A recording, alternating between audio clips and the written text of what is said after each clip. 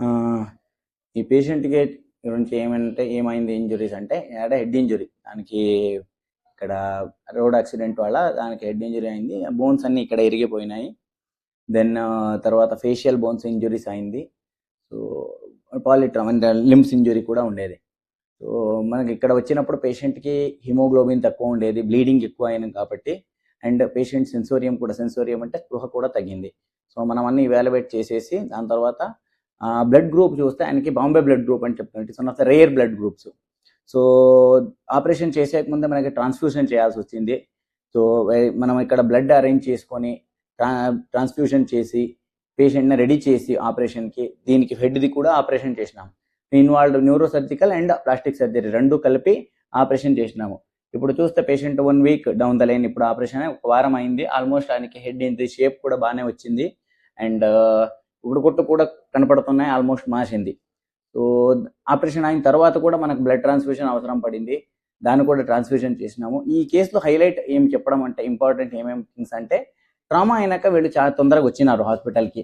Injury serious ఉంటే blood loss అయితే కూడా మనం ఇప్పుడు రేరెస్ట్ బ్లడ్ గ్రూప్ ఇక్కడ చూస్తే రేరెస్ట్ బ్లడ్ గ్రూప్ దాన్ని కూడా బ్లడ్ అరేంజ్ చేసేసి ఇక్కడ ఆపరేట్ చేసినాము. సో, 1 ఈస్ తొందరగా రావడం వల్ల అండ్ బ్లడ్ ట్రాన్స్‌ఫ్యూషన్ తొందరగా జరగడం వల్ల అండ్ ఆపరేషన్ కూడా తొందరగా చేసినాము. అన్ని కాస్మెటిక్ రిజల్ట్ కూడా వచ్చింది. ఇదన్నీ జరిగింది అంటే మనకు పాలిట్రామా అంటే చెప్తాం. దీనికంటే మల్టిపుల్ సిస్టమ్ ఇన్వాల్వ్ అవ్వడం పాలిట్రామా. అంటే మల్టిపుల్ స్పెషాలిటీస్ కూడా ఇన్వాల్వ్ అవుతుంది. ఇప్పుడు న్యూరో సర్జరీ, ప్లాస్టిక్ సర్జరీ అన్నీ ఇన్వాల్వ్ అయ్యి అందరూ కలిసి చేసినాం. So, because of this results వస్తుంది. ఏమంటే ఒక చిన్న హాస్పిటల్ సెట్టింగ్ ఉండి అంటే అక్కడ బ్లడ్ అరేంజ్ చేయడం కూడా కష్టం అయిపోతుంది. సో, బ్లడ్ అరేంజ్ చేయలేదంటే నెక్స్ట్ సర్జరీ చేయలేము. బ్లడ్ తక్కువ అయినప్పుడు సర్జరీ చేయడానికి రాదు. సర్జరీ డిలే అవుతుంది. సర్జరీ డిలే అయిందంటే అవుట్కమ్ కూడా డిలే అవుతుంది. అన్నీ కూడా ఎట్లా రిజల్ట్స్ అనేది ఒక సర్జన్ మీద డిపెండ్ అవ్వదు. It is a team effort అంటాం. సో, అందరూ డాక్టర్ ఉంటేనే ఇదని చేయలేకపోతాం. సో, దట్ ఈస్ ద ఏమంటే ఇప్పుడు అందరు లేరు అనుకోండి డిలే అయిపోతుంది. ఒక్కొక్క స్టెప్లో డిలే అయిందంటే పేషెంట్కి ఇబ్బంది పడతాం.